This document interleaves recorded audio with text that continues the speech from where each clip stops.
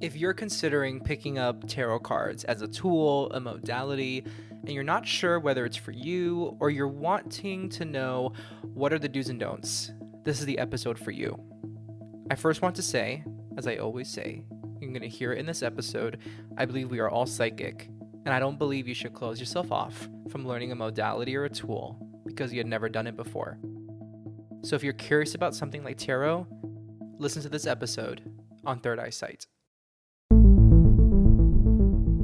My name is Juan Francisco, and I'm a psychic medium and tarot card reader. I've always been curious about the supernatural, the paranormal, and psychic abilities, and I'm here to share my stories and interview folks who want to share their own stories with us. Let's get to it. Before we get into today's topic, I wanted to share 2 quick podcast reviews that I received. So on Apple Podcasts, I received from user H193747, which I assume that was assigned to them. They did not create that username. Maybe they did. I don't know, but it is an interesting username. Regardless, they had a very nice thing to share about Third Eye Sight. They titled it Great Podcast and said, "Love this podcast. Juan is a great host, and I love hearing his story of the way he has grown in his mediumship." Thank you, H19. I appreciate it. Then over on YouTube, in a comment regarding my interview with Nikenya Hall, which was such a great, powerful, insightful interview. And every interview I do is really great, but I've never delved so deeply into navigating grief as I did with Nikenya. And Sun Drag Green, or Son, wait a second. Wow, it's Sandra. Sandra Green 9562. Sorry, Sandra. Wow, here I'm like Sandra Green. Sandra Green 9562 said in response to that video, "Just bumped into you on your guest appearance with another psychic, so I looked you up. I'm impressed by your authenticity and totally enjoyed Nikenya Hall. Thanks for sharing your gift." What a lovely comment. And I assume they might have found me on my recent live reading night with Stouffer Cavins, who is a psychic medium, and he had me on his show for the second time on YouTube. And we did readings back and forth, mediumship and psychic readings. And I believe I saw Sandra's name in the chat for that live stream. So thank you, Sandra. I appreciate it. And if you listening love this podcast, it really helps to leave a review because it helps to distribute this podcast through the algorithm. And then it also helps me to build that reputation so I get even more guests that you all can enjoy hearing. So thank you for leaving a review if you already have.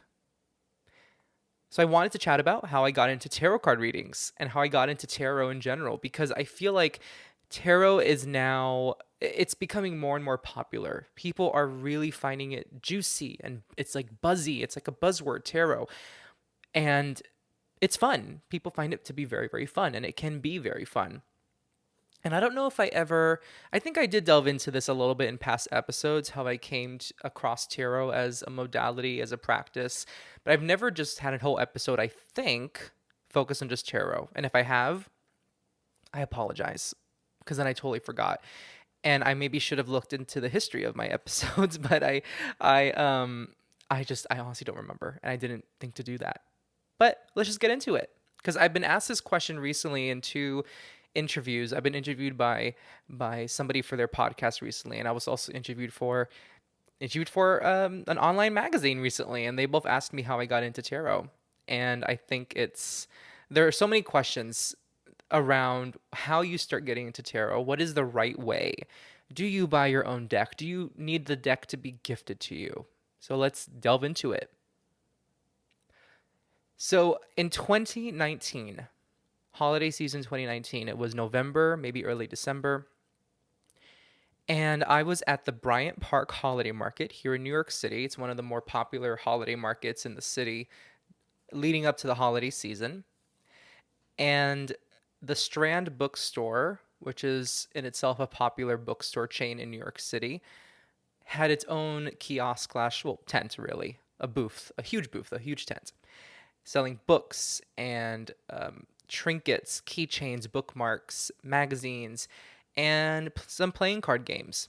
And amongst the games and other miscellaneous items that weren't books in the tent were a stack of Rider-Waite Smith tarot decks.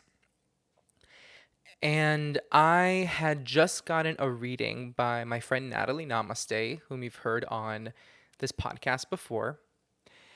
Maybe a month or two before this moment, I was at the Strands tent at the Bryant Park Holiday Market. And I was so intrigued by the reading I got from her because it was so on point. And I had also grown up watching my dad do tarot card readings for people over the phone. He had stopped when I became a teenager around that time. Not sure why, but he had stopped. And but I remember as a kid seeing him use cards to help people, to help tap into people's psychic energy and talk about their future. And so I'm in the Strands bookstore tent, and I just feel like, you know what? I'm going to buy myself a deck of these tarot cards, and I'm going to learn them. I'm going to study them. So I purchased the deck, and then the holidays happened. I didn't touch them. Early 2020 happened, didn't touch them. And then March 2020 came. I got laid off from my job, a job that I had wanted to quit for. Actually, I was going to quit January 2020, but I thought I live in one of the most expensive cities in the world, and I am not going to quit without having another job lined up. But 2 months later, I ended up getting laid off.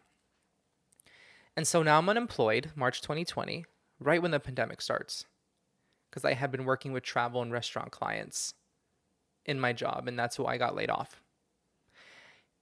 Unemployed, and I was going to be unemployed for 6 months. And in that time, I applied to over 200 jobs easily. I even have a spreadsheet that I still keep. I still have that spreadsheet. And I also had so much time to freelance doing public relations and for individual clients. Like I just asked people, hey, do you need PR work? That's what I do for my day job. And I volunteered doing that. I also taught on a website. I taught an English, a writing course on this online education website. And I also had a lot of time to learn tarot. I finally had all this time to just sit down and go card by card. And I had bought a guide around the same time I bought the cards, I believe. And the guide goes through each card. Well, first it goes through, what the major arcana, I'm saying that right, arcana, the major arcana, the minor arcana, and what the different suits mean, what they symbolize, which cards in the tarot deck relate to specific zodiac signs. Like the strength card is Leo. The star sign is Aquarius, if my memory serves me right. The death card, I think, is Scorpio, like things like that. And also went into each card and what each card historically means and what it could mean in reverse. If the card comes up upside down, what you draw for a spread. And so I did this. I did one card per day in the morning. Each morning I would wake up and I would have my breakfast and then look at one card for that day and write down kind of like write notes and rewrite what I was reading in the guidebook so I could remember it better. And that's how I learned the cards. I did one run through of that guide and the deck. And then after that, I started practicing on my own, practicing with people and friends. And now going into 2021, I had gotten a new full-time job. Late 2020, I was working. I was living with my family, my parents at the time, because of some other circumstances that I can go into on another day. In 2021, I moved back to New York City from being with my parents over in Delaware. I moved back to New York City in April 2021, back into my own place, my own studio, which is where I am right now, just over 2 years later. And I started doing even more practice with people. And in, August or September 2021 is when I had the experience that I talk about in episode 1 of this podcast, in which the soul of Natalie Namaste's loved one came through when I was doing a reading for her and practicing with her, and had a message for her, and then stayed around and then made me feel him mediumistically through mediumship. So that's my story with tarot. And I'm going to stop there because I'm not going to talk about mediumship in this episode, but I just wanted to go up to that point for now. And this, in terms of my journey with tarot, because it's interesting that I started doing tarot thinking, okay, I can learn how to read people psychically. And at that time, I didn't really understand that we could all do this. I just was like, let me try this out. Let me study it and try it out. Let's see. Let me have fun with it. Let's see what happens. Like, ooh, intrigue. And then lo and behold, I learned that I'm a medium by using tarot cards. And what I want to say before I delve into how to learn about the tarot card deck and what are the do's and the don'ts, I just want to say that no matter what modality you choose to work with, what matters is that you trust your intuition and you're using this tool to express your intuition, to hone that skill of being intuitive. The tool doesn't so much matter as much as your intuition. The tool, as long as you enjoy the tool you're using, like tarot, that's the most important thing, that you're enjoying it as you're using it. And it's very possible that using one modality, it will lead you into another modality or tool. That's what happened to me. And at first, when I started my business, I was mainly a tarot card reader. And on social media, all I did was tarot card reading videos and tarot related videos. I used to do Tuesday Tarot. If some of you who have been following me for a while, you might remember that. I would do Tuesday Tarot videos and people resonated with them. And I used to like doing those. But then after a while, the more I developed my mediumship, the more I started enjoying it even more than I enjoyed tarot. It is not to say that I don't enjoy tarot anymore. I like it. I enjoy it a lot. And I like doing readings for people with tarot cards. But psychic mediumship has just been, there's something different about it for me. It just opens me up so much. And I feel like the way that I work with mediumship in readings of people, whether on Instagram lives or in one-on-one readings, it just feels so, it really strikes a chord with me. And all of that because I was so open conducting tarot readings. As I was doing tarot card readings and practicing them, I was open. So always be open as you are delving into a new tool for you, as you are using a tool. Be open to possibility because you never know what possibilities there might be if you're open. And that tool could lead you to another tool, or that tool could lead you to delve even deeper into learning about that tool than you thought you already learned. So that's my experience with tarot, and I just really think it's important to be so open. Now, let's start with some do's and don'ts. I first personally want to address the idea that in order to own a tarot deck, it has to be gifted to you. I personally don't believe that. I see why people feel strongly about that, why they feel it's important. But for me, what matters more than how you get the deck, your first tarot card deck or any tarot card deck, is whether you are intentionally, whether you are actually interested. Are you actually curious? Are you buying a tarot deck just to be cool? Just to play around? Or are you buying a tarot deck because you want to learn and because you want to get more insight for yourself or for other people, for them, on behalf of them, or as to help other people navigate situations? What is your intention behind purchasing your own tarot deck? And I feel like, well, why do you have to be gifted a tarot deck? If that's the rule, that you have to be gifted a tarot deck and that it is not great energy to purchase your own, does that mean you shouldn't purchase your own white sage or Palo Santo? You shouldn't purchase your own candle you use to pray with? You shouldn't purchase your own rosary? You shouldn't purchase your own incense that you use for meditation? Like, where does that rule stop? And for me, the idea that with tarot cards that is an absolute rule, that doesn't make sense to me. To me, that is not a necessary rule. What matters is your intention and your curiosity. That makes all the difference.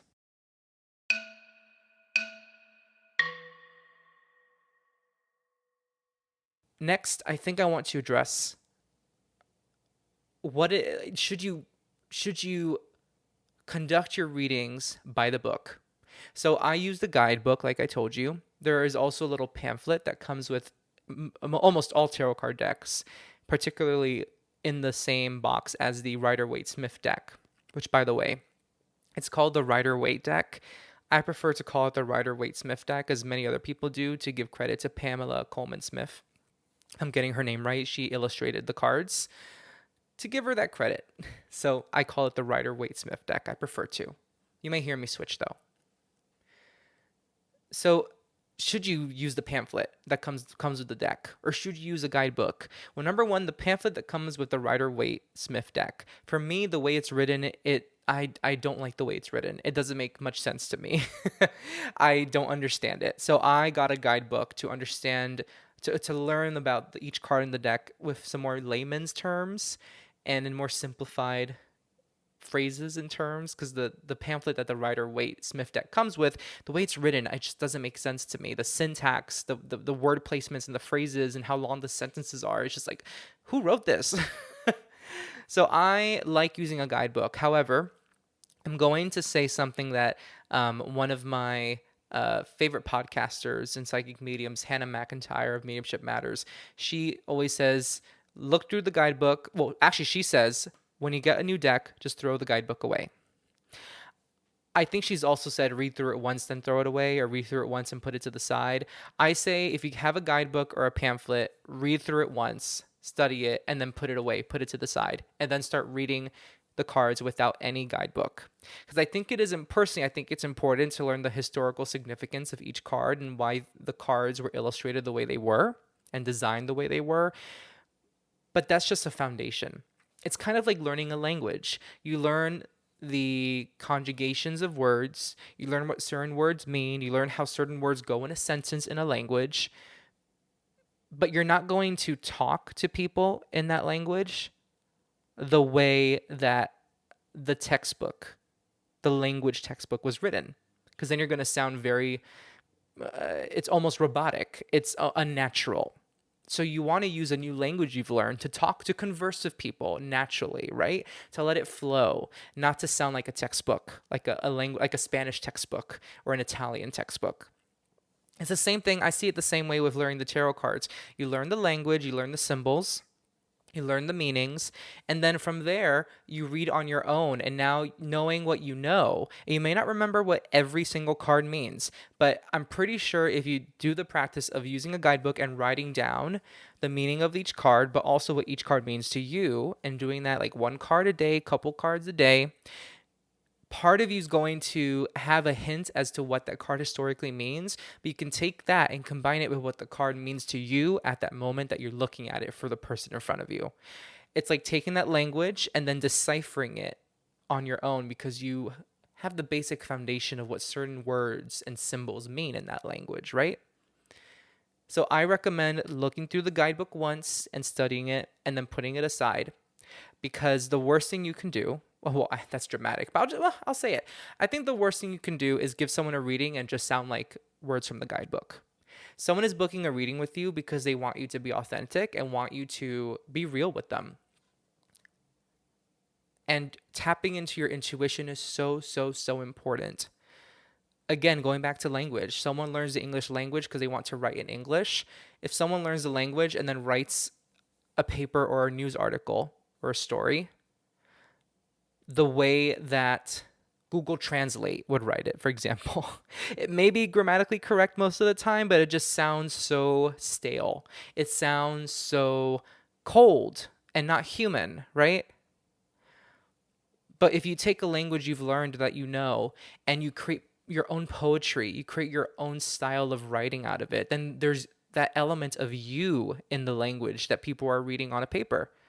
It's not just English words on a paper. It's English words written by you with your touch and tone on the paper. Same thing with tarot.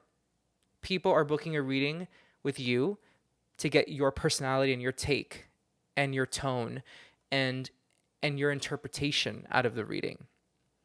So I think that's why it's so important when you read for people, whether practice for fun or for pay, people book you and pay you. regardless of how you do readings for people, it's important that you use your intuition to interpret what's coming up in the cards and not just rely on the textbook meaning of each card. Now, what about cards in reverse? Someone recently asked me about this too. How do you read cards in reverse? Do reverse cards mean something bad? I recently took a snapshot of a card spread that I did for a friend of mine, and I got her permission to post it on Instagram.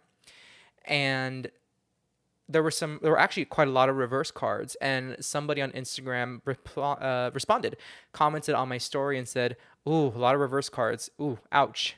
Something like that. I'm paraphrasing, but they had a slightly negative reaction to the reverse cards, like, "Ooh, that doesn't look too good." And I explained to them, and I said, like, reverse cards, the way I read them, doesn't necessarily mean it's something bad.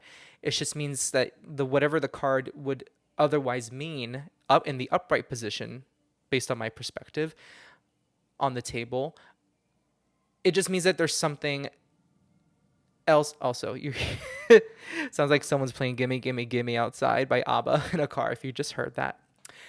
Anyways, a reverse card for me just says to me that there's another perspective to look at in regards to that topic or subject matter that the card is bringing up. There's a different way to look at it. Or maybe we're missing something there. It doesn't mean something bad is happening or that there's bad luck. And this brings me to my next point, actually, of when you are reading somebody, do you read the cards as they look to you or as they look to the sitter? Let's say someone's across the table from you, which is most often the case. I recommend doing whatever feels right for you. Some people will ask their sitters to draw each card, and they will tell the sitter what the card means based on how it looks to the sitter. So let's say I'm the one doing the spread on the table, and I'm looking at cards that look upside down to me. I personally prefer to read in a way that, okay, this card looks upside down to me or upright to me. That's how I'm going to read it. But for somebody else, they may think of it from the sitter's perspective. Like, that card is upside down to the sitter, so it means this. Or that card is right side up to the sitter, so it's going to mean that. I don't believe there's a right or wrong way. I believe that it's whatever feels best for you. Now, we can make the argument, Juan, what if you have two psychics and they both read in different directions based on, like, versus, the psychic's interpretation versus the way the sitter's looking at the cards? What if, let's say you have one sitter that goes to two different psychics with the same questions, and then each psychic reads the cards differently. They decide to do it from the sitter's perspective of the cards on the table for one psychic, and the other psychic does it the way I share that I do it from my perspective on the table. What does that mean? Is one psychic wrong, one psychic right? This is where intuition comes in and interpretation. Because the cards are one thing. The cards give a signal. It's up to the psychic to interpret what that signal means and what the cards are saying. So cards may be,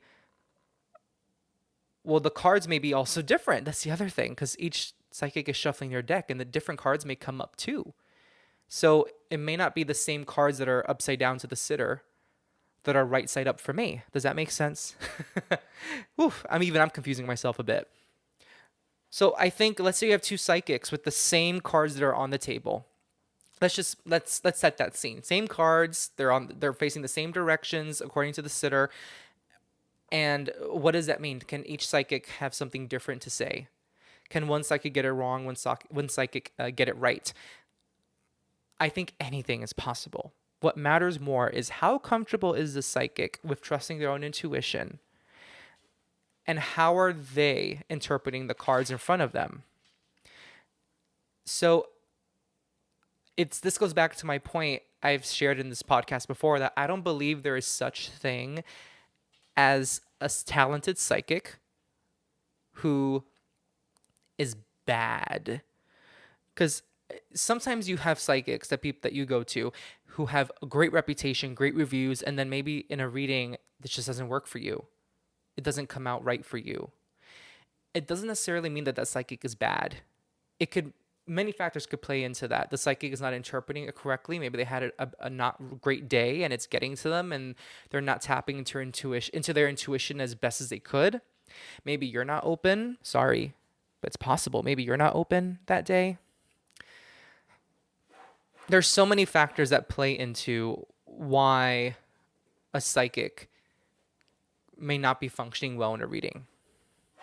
Now, going back to tarot cards, and you have two psychics with the same cards in front of them, it is possible they could each be telling you different things because maybe one psychic, based on their personal experience, based on their level of emotional empathy, that one psychic may be better equipped to talk about your career, while the other psychic, based on their experience, their level of empathy, and their curiosity and desire with their intuition, maybe that second psychic is better equipped to talk about your love life.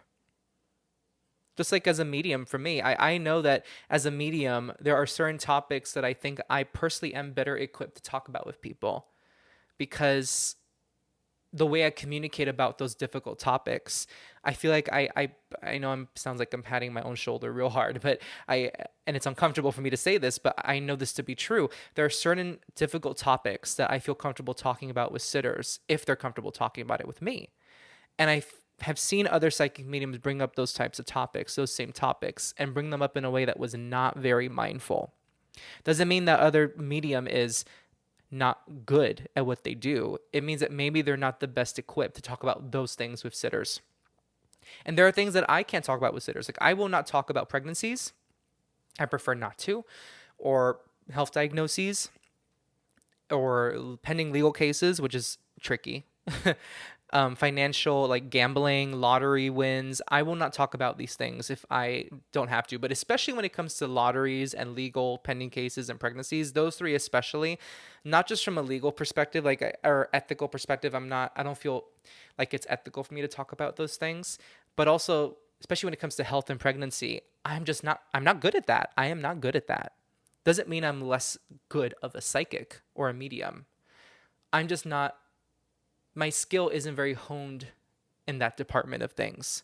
But I can talk about career and love. I could talk about your loved ones who are on the other side and try and give you validating information from them that they are around you. So in a tarot card reading, it's possible that two different psychic readers with tarot cards can give different messages about different things or different messages about the same thing. I think the most important thing is as long as what you step away from both readings from each psychic is that you feel like you're leaving feeling empowered and like you gained insight. So yes, it is absolutely possible for me and another tarot reader to have the same exact cards in front of us and give you separate or different messages that can both resonate with you. But you are the judge of that. And like I said, there's so many other factors that play into how a reading works, any kind of reading. Do you click with the psychic on a personal level? Do you like the way they communicate? Do you like the kind of words they use because they're mindful and careful with the words they use when talking about delicate subjects? Do you like a psychic to have a sense of urgency with you or not? So I think I'm going down a rabbit hole. I'm not sure if I'm making sense anymore. You tell me. You can tell me, Juan, I don't know what the heck you're saying. I don't get it. And that's okay. It's okay. Because I think I might be going around in circles at this point. But when it comes to reading upside down, let's go back to this now. Almost forgot we were talking about this. Reading reverse, it's up to your personal style and preference. I know some psychic readers who do not. I've read about psychic readers who do not read cards in reverse at all. It doesn't mean anything for a card to be in reverse. And that's okay. I'm sure that even then the right message will come through. I know, actually, no. I know the right message will come through, regardless of whether a psychic reads only right side up or reverse, regardless of whether a psychic reads cards based on the sitter's point of view on the table or their own point of view on the table. I know that the right message, as long as the psychic is open and is comfortable tapping into their intuition, I know that the right message will come through regardless of how they read, regardless of the technique they use. I know that for sure. I can 100% say that I believe that.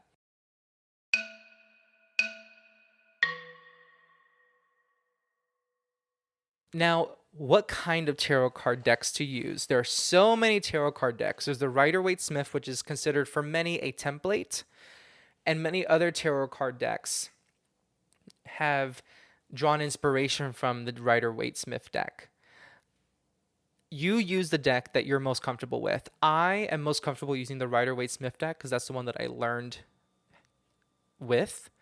I also used to use the Mystic Mondays tarot deck, which is a great tarot deck. It's beautiful, gorgeous, because I'm also a sucker for beautifully designed tarot decks. But I pretty much default to the Rider-Waite-Smith deck. But I do have a couple decks I could recommend to you. So there's Mystic Mondays, which is a beautiful, beautiful deck. There's the Ethereal Visions deck, which is also a gorgeous deck.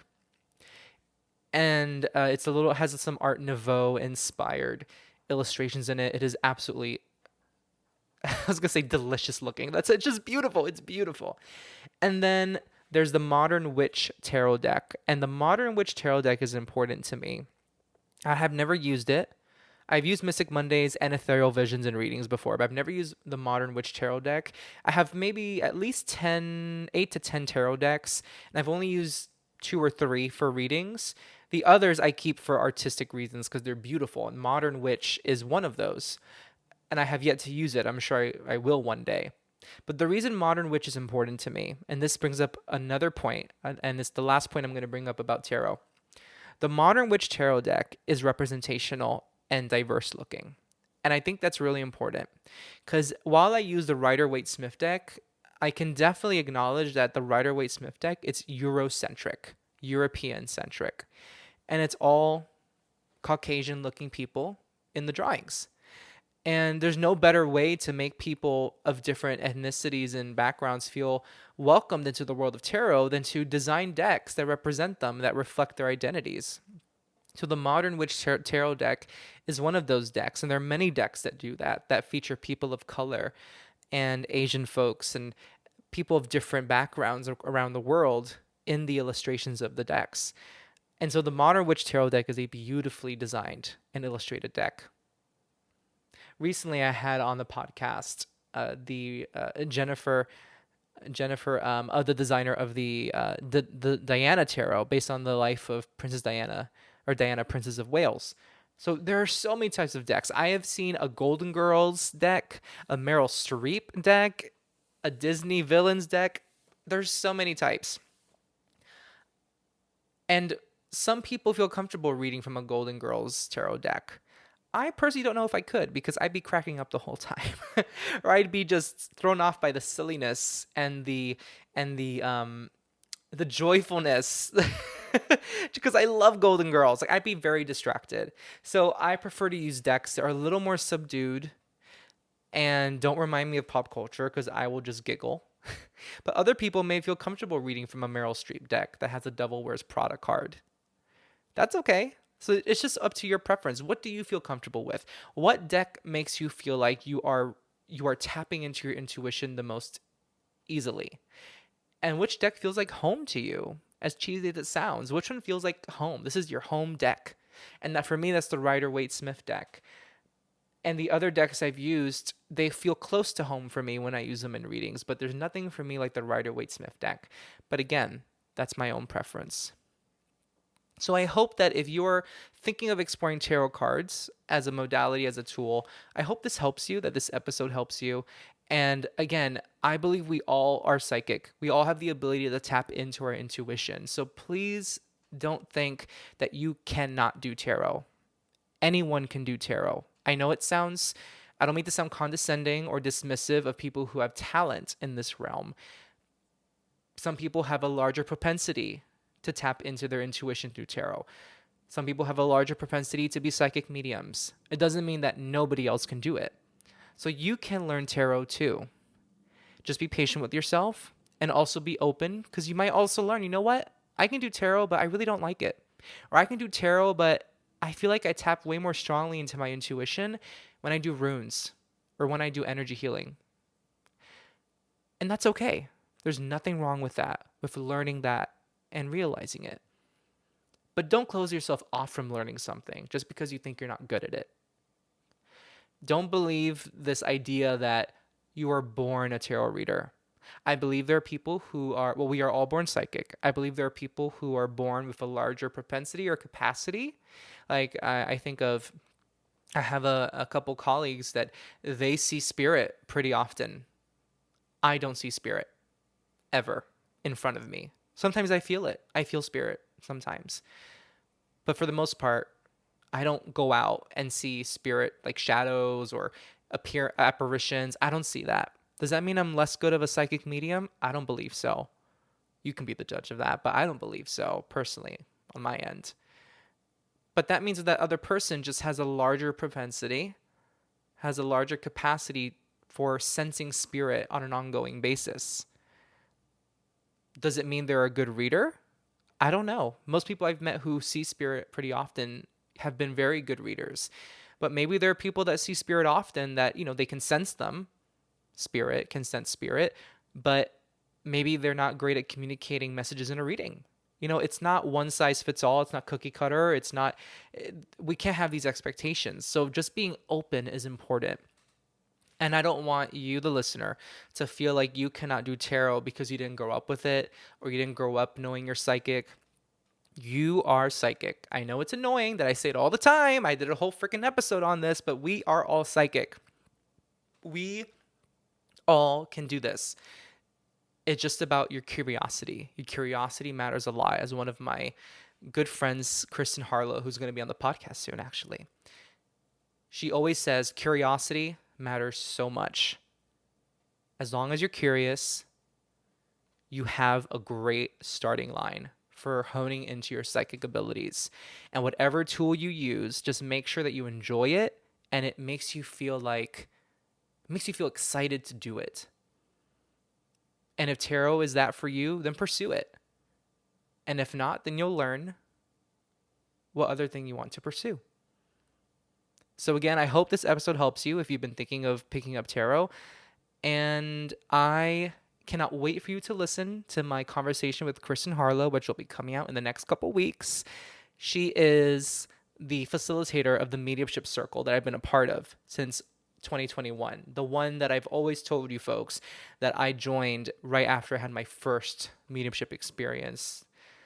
And I think you'll really, really love the conversation. So until then, have a beautiful rest of your day and chat soon.